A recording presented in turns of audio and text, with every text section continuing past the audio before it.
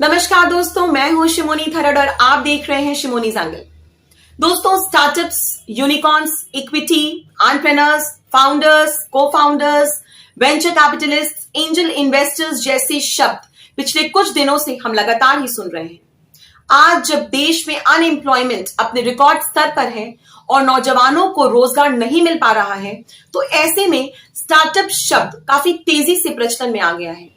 Startup शब्द को अगर हम बोलचाल की भाषा में देखें तो स्टार्टअप्स वो कंपनीज या वेंचर्स हैं जो उनके फाउंडर्स ने जल्दी ही स्टार्ट किया है। स्टार्टअप की इनिशियल फंडिंग भी प्राय फाउंडर्स खुद ही करते हैं और स्टार्टअप्स के थ्रू फाउंडर्स कोई ऐसा प्रोडक्ट या सर्विस मार्केट में इंट्रोड्यूस करने की कोशिश करते हैं जो उनके हिसाब से मौजूदा प्रोडक्ट्स या सर्विसेज से या तो बेहतर है या हटकर है। एग्जाम्पल के तौर पर 2010 में देश में ओला कैब सर्विसेज लॉन्च हुई। कैब सर्विसेज निश्चित तौर पर कंफर्टेबल और सेफ थी, मगर देश का एक बड़ा तबका उसको अफोर्ड नहीं कर सकता था। अफोर्डेबिलिटी की इसी प्रॉब्लम को देखते हुए कुछ एंटरप्रेन्योर्स ने मिलकर 2015 में देश की पहली बाइक टैक्सी रैपिडो की शुरुआत की, जो शायद ओला और उबर जितनी कंफर्टेबल और सेफ तो नहीं थी, मगर पॉकेट पर लाइट जरूर थी। तो रैपिडो ने एक प्रॉब्लम को सॉल्व किया और ठीक यही एंटरप्रेन्योर्स भी किसी भी स्टार्टअप में करने का प्रयास करते हैं। हाँ, ये बात अलग है कि कई लोगों को रैपिडो की सर्विसेज से भी प्रॉब्लम है, मगर दोस्तों इस बारे में हम किसी और दिन चर्चा करेंगे। तो ऐसे ही न जाने कितने एग्जाम्पल्स हमें अलग अलग फील्ड्स में देखने को मिल जाते हैं। स्विगी और जोमैटो को तो हम सभी जानते हैं, जिन्होंने फूड डिलीवरी में रिवॉल्यूशन ला दिया। किसी भी स्टार्टअप की सक्सेस के पीछे एक ऐसे एंटरप्रेन्योर या टीम ऑफ एंटरप्रेन्योर्स होती है जिनका एक लॉन्ग टर्म विजन होता है। जब दुनिया हॉलिडेज प्लान करती है तो वो अपने 3 साल आगे का बिजनेस प्लान करता है। एक एंटरप्रेन्योर के जहन में ये हमेशा रहता है कि I will succeed, may be not immediately but definitely. उसमें उस चीज को कर दिखाने का जुनून होता है, जोश होता है, वो जज्बा होता है जिसे सुनकर बाकी लोग कहेंगे कि ये तो हो ही नहीं सकता। एक एंटरप्रेन्योर इस बात को अच्छी तरह से जानता है कि या तो वो जीत जाएगा या कुछ नया सीख जाएगा। वो कुछ बड़ा सोचने की कोशिश करेगा जब बाकी लोग सरकारी नौकरी या 9 to 5 जॉब्स के पीछे भागते रहेंगे। वो सैक्रिफाइस करेगा जब दुनिया ईएमआई पर आईफोन 13 लेने की प्लानिंग करेगी। वो बिना रुके काम करेगा जब दुनिया वीकेंड्स पर आराम करेगी। दुनिया उसको देखकर मोटिवेट होगी क्योंकि आने वाले समय में उसका भी एक मुकाम होगा। वो कभी थकेगा नहीं, वो कभी रुकेगा नहीं। दूसरों से विनम्र मगर खुद पे सख्त। दोस्तों, मैंने आपके सामने एंटरप्रेन्योर्स की एक ग्लोरीफाइड इमेज पेश की है, मगर एक सच ये भी है कि एंटरप्रेन्योर बनना आसान नहीं होता। एक आंकड़े के अनुसार अधिकतर स्टार्टअप्स स्टार्ट होने के 1 साल के अंदर ही बंद हो जाते हैं और इसीलिए अगर कोई व्यक्ति जो जॉब कर रहा है और वो एंटरप्रेन्योर बनकर कोई स्टार्टअप शुरू करना चाहता है तो उसे बहुत ही सोच समझ कर ये निर्णय लेना चाहिए और कुछ बातों का विशेष ध्यान रखना चाहिए। हम सब जानते हैं कि किसी भी प्रोजेक्ट को स्टार्ट करने के लिए कैपिटल की, पैसों की जरूरत होती है। आपकी आइडिया कितनी ही अच्छी क्यों ना हो, आपके पास कितनी ही कॉम्पिटेंट टीम क्यों ना हो, अगर कैपिटल नहीं है तो आप अपने प्रोजेक्ट को प्रॉपर तरीके से शुरू नहीं कर पाएंगे। स्टार्टअप्स को एनकरेज करने के लिए सेंट्रल गवर्नमेंट ने 2015 में स्टार्टअप इंडिया स्कीम की शुरुआत की, जिसका मकसद था एंटरप्रेन्योरशिप और इनोवेशन को बढ़ावा देना और स्टार्टअप कल्चर को मजबूत करना। इस स्कीम में गवर्नमेंट ने 10,000 करोड़ का फंड रखा ताकि कोई भी इनोवेटिव आइडिया सिर्फ कैपिटल के अभाव में केवल कागजों तक ही ना रह जाए। मगर अफसोस की बात तो यह है कि अच्छे इंटेंशंस के बावजूद गवर्नमेंट की ये स्कीम भी रेड टेपिज्म की ही भेंट चढ़ गई और 2018 तक 10,000 करोड़ में से सिर्फ 600 करोड़ ही डिस्बर्स हो सके। स्टार्टअप इंडिया स्कीम में टैक्स हॉलिडेज भी मिलते हैं, मगर एक आंकड़े के अनुसार 2018 तक सिर्फ 87 एंटरप्रेन्योर्स को टैक्स ब्रेक मिल सका। तो इससे ये बात साफ हो जाती है कि एंटरप्रेन्योर्स को फंड्स के लिए गवर्नमेंट की तरफ देखने से कोई फायदा नहीं है। तो सवाल ये उठता है कि एंटरप्रेन्योर्स के लिए अब रास्ता क्या बचता है?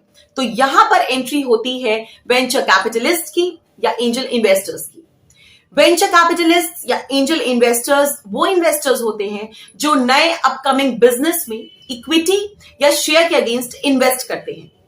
दोस्तों, आपने शार्क टैंक इंडिया प्रोग्राम अगर देखा होगा तो वहां एंटरप्रेन्योर्स अपने products, services, revenue, share holding pattern, date of incorporation की जानकारी वहां मौजूद वेंचर कैपिटलिस्ट को देते हैं और वो इन इंफॉर्मेशन के आधार पर ये डिसाइड करते हैं कि उन्हें उनके बिजनेस में इन्वेस्ट करना है या नहीं। शार्क टैंक इंडिया प्रोग्राम देखकर आपको ये भी लगा होगा कि इन्वेस्टमेंट पाना तो काफी आसान है, मगर मैं आपको बता दूं कि ऐसा बिल्कुल नहीं है। अगर मैं आपको कहूं कि करीब 1% से भी कम स्टार्टअप्स को ही फंड्स मिल पाता है, तो मुझे पता है आप मुझे क्या बोलेंगे। आपका जवाब होगा कि शार्क टैंक इंडिया में तो लगभग 30 to 35% फाउंडर्स को इक्विटी के अगेंस्ट इन्वेस्टमेंट मिला है, तो फिर ये 1% का आंकड़ा कहां से आता है? तो दोस्तों, मैं आपको बता दूं कि इस प्रोग्राम में एक ही मंच पर 5 इन्वेस्टर्स मौजूद थे। और दूसरी बात ये कि इस प्रोग्राम में पार्टिसिपेट करने के लिए सोनी चैनल के पास 62,000 एप्लीकेशंस आए थे, जिसमें से चैनल ने केवल 198 को ही शॉर्टलिस्ट किया और उसमें से भी लगभग 60 to 65 स्टार्टअप्स को ही फंडिंग मिल पाई। तो अब आप समझ सकते हैं कि मेरा 1% का जो आंकड़ा है वो सटीक बैठता है, मगर इसका मतलब ये बिल्कुल भी नहीं है कि हम निराश हो जाएं। और इनफैक्ट अगर हम कुछ बातों का ध्यान दें तो सक्सेस मिलने की चांसेस बढ़ जाती हैं।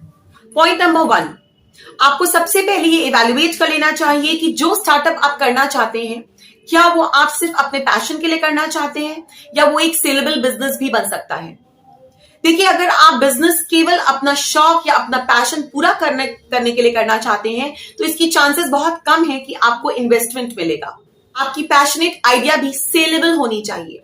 आइडिया अगर सिर्फ इनोवेटिव हो तो बिजनेस बड़ा बनाना मुश्किल होगा, लेकिन अगर आपकी आइडिया कोई प्रॉब्लम सॉल्व कर रही है तो आपके सक्सेस मिलने के चांसेस बढ़ जाते हैं। पॉइंट नंबर 2, हमेशा याद रखिए कि आपके आगे के 2-3 सालों का विजन क्लियर होना चाहिए। अगर आप मल्टीपल आइडियाज पर फोकस कर रहे हैं तो इनको शॉर्टलिस्ट करें और किसी एक सॉलिड आइडिया पर फोकस करिए। देखिए, जब आप मल्टीपल आइडियाज पर फोकस करेंगे तो इसकी चांसेस बढ़ जाती हैं कि आप किसी भी बिजनेस पर ठीक तरह से फोकस नहीं कर पाएंगे। Remember, 1 bird in hand is always better than 2 birds in the bush. Point number 3, startup में आपकी टीम बहुत अहम होती है और अगर आपके साथ आप ही के जैसे कोई डायनामिक और पैशनेट को फाउंडर आ जाते हैं जिनकी एक्सपर्टीज आपके फील्ड से किसी दूसरे फील्ड में होती है, तो फिर क्या कहने। पॉइंट नंबर 4, कोई भी मैनेजमेंट गुरु आपको हमेशा आपकी इनिशियल टीम और इनिशियल एक्सपेंसेस को लाइट रखने के लिए बोलेगा। याद रखिए, a light kite will always fly high. अगर आपकी पतंग हल्की रहेगी तो वो हमेशा ऊंचा जाएगी। पॉइंट नंबर 5, गूगल, ट्विटर और याहू जो आज विश्व की सबसे बड़ी कंपनीज में से एक हैं, वो भी कभी स्टार्टअप्स थी और उन्हें भी किसी ने फंड किया था और इसीलिए ऐसी कोई वजह नहीं है कि आपकी कंपनी अगली गूगल या अगली ट्विटर नहीं हो सकती है। बस आप अपना एक बैकअप प्लान जरूर तैयार रखिए कि अगर किसी कारण से स्टार्टअप नहीं चला तो आप प्रॉब्लम में ना फंस जाएं। और जाते जाते दोस्तों, आपको एक जानकारी देना चाहती हूं। 2022-23 के बजट में गवर्नमेंट ने नीश एरियाज जैसे कि ड्रोन्स और अनमैन्ड सिस्टम्स में स्टार्टअप और इंडस्ट्री को प्रमोट करने के लिए DRDO के 11,981 करोड़ के बजट में से 25% अलग कर दिया है। और 2 दिन पहले ही गवर्नमेंट ने कमर्शियल पर्पसेस के लिए ड्रोन्स के इंपोर्ट पर बैन लगा दिया है। तो मुझे ऐसा लगता है कि कोई भी एंटरप्रेन्योर जो इस दिशा में जाना चाहता है, यही वो उपयुक्त अवसर है। तो प्लीज गो फॉर इट, इसका फायदा लीजिए। I wish you all the best for your future. धन्यवाद दोस्तों, आज का ये वीडियो यहीं तक। आशा करती हूँ वीडियो पसंद आया होगा। वीडियो अच्छा लगा हो तो इसे लाइक दीजिए। आपके लाइक से मुझे बहुत मोटिवेशन मिलता है। अगर आप मेरे चैनल पर नए हैं या आपने अभी तक चैनल सब्सक्राइब नहीं किया है तो इंतजार मत करिए, यही वो मोमेंट है। प्लीज सब्सक्राइब करिए और बेल आइकन जरूर प्रेस करिए जिससे आप तक मेरे नोटिफिकेशंस पहुंच पाएंगे। आप मुझे ट्विटर और फेसबुक पर जरूर फॉलो करिए फ्रेंड्स। मुलाकात होगी बहुत जल्दी नेक्स्ट वीडियो में। जय हिंद।